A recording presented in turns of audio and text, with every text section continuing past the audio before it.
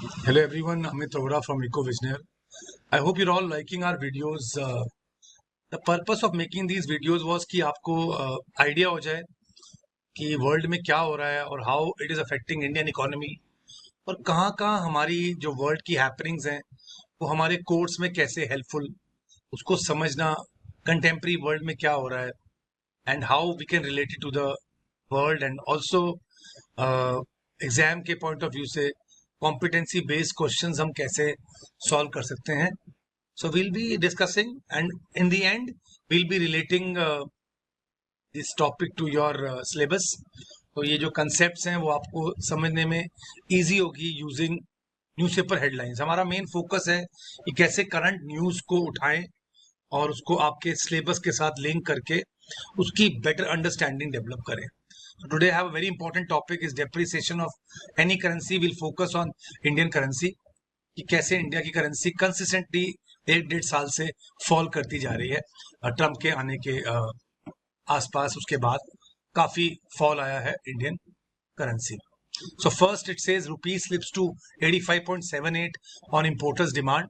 सो पहला इशो करता है कि इंडियन करेंसी गॉट डेप्रिसिएटेड और यहाँ पे रीजन दिया हुआ है इंपोर्टर्स डिमांड. इंपोर्टर्स वो जो बाहर से गुड्स मंगवाते हैं और जब वो गुड्स मंगवाते हैं तो उनको डॉलर्स में पेमेंट करनी होती है. So this increases the demand for dollars. So when the demand for dollars goes up, the price of dollar goes up, and when the price of dollar goes up, the price of rupee goes down. Similarly, we have two other news which says rupee closes at 87.22 dollar, worst day in 3 weeks. इधर भी dollar की demand ज्यादा होने की वजह से from the importer side रुपी गिरा, रुपी में गिरावट देखी गई. On the right side when FIIs, जब एफआईआईज ने यहाँ से बेचना शुरू किया था और मार्केट क्रैश हुआ था तब भी डॉलर की डिमांड बढ़ गई थी. So when ever dollars demand goes up, the value of rupee goes down. So major reason here is the rise in the demand for dollar leads to fall in the price of rupee, fall in the value of a rupee. Again, it says lot of FPI selling from India. जब FPIs यहाँ से cell करते हैं foreign portfolio investors जिन्होंने यहाँ की market में invest किया हुआ है, दे बिकेम नेट सेलर्स. पिछले 6 महीने से they were net sellers, so they kept on selling their shares and taking dollars away. So when they took dollars away, the demand for dollars went up and rupee depreciated. The major cause of rupee depreciation in the past few months was selling by foreign portfolio investors.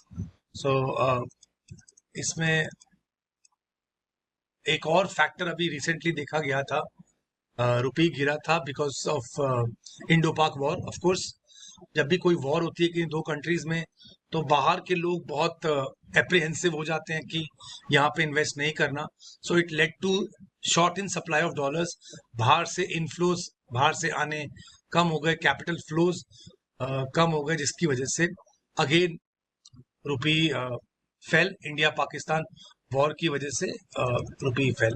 और ये सिर्फ रुपी नहीं गिरा है पिछले साल में, 2024 में. there are other currencies who have performed worse, far worse than Indian rupee. You can see Canadian dollar fell by -4.6 against US dollar, 6.4 Japanese yen, Russian ruble fell by almost 9%, and look at Brazil, it fell by almost 18%. So of course Chinese yuan and also Singaporean dollar, they also fell, but by a, so India was also -1.1. that means अगर 80 rupees था तो around say 80 पैसा काफी fall रहा.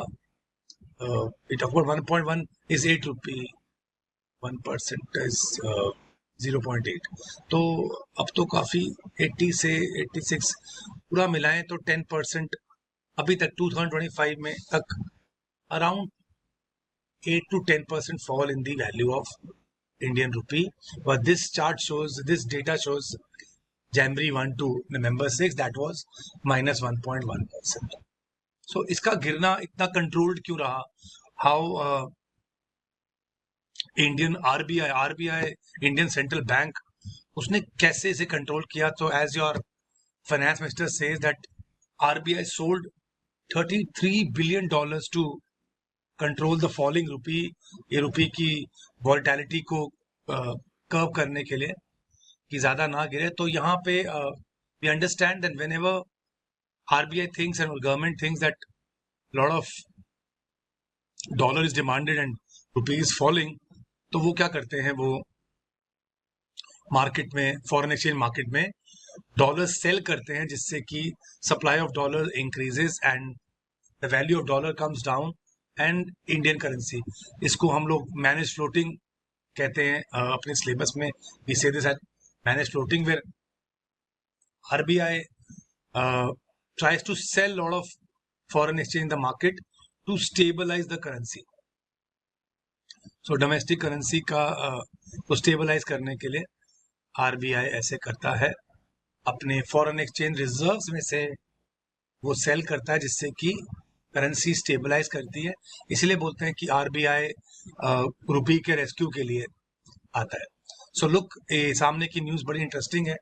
RBI ने 71 RBI के efforts की वजह से Indian rupee rises by 71 paisa, that means appreciation. Here central bank intervened during emergency, जब बियॉन्ड एक लिमिट रुपया गिरता है तो RBI comes into the picture, they sell dollars and they sell dollar, और RBI ने ऐसे रुपी को रेस्क्यू कर लिया और ज़्यादा फॉल नहीं होने दिया। That means the fall was okay, in control, because RBI intervened by selling of dollars. So students, how can we relate it to our syllabus? कहाँ कहाँ हमारे syllabus में काम आने वाला है? एक तो meaning of depreciation of a currency, जब market forces demand and supply की वजह से करेंसी गिरती है।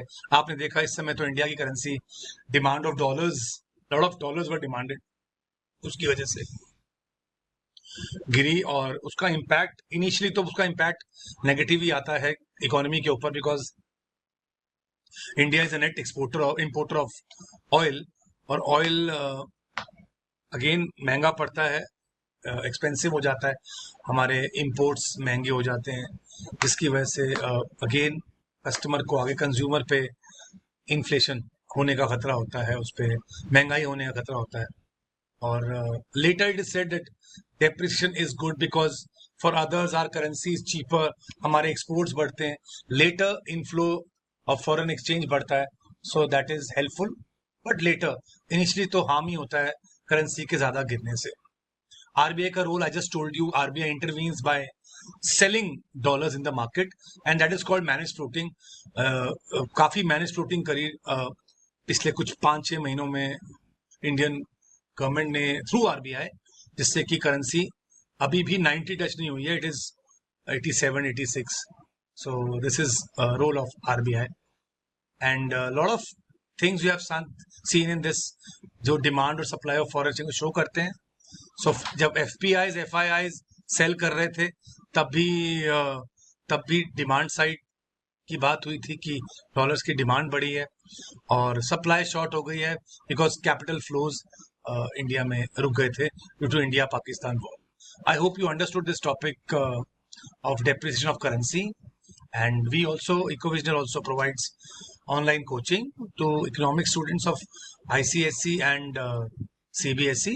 You can ask for free trial classes by giving us a message, leaving a message on 9891203546. We'll be back with a new video soon.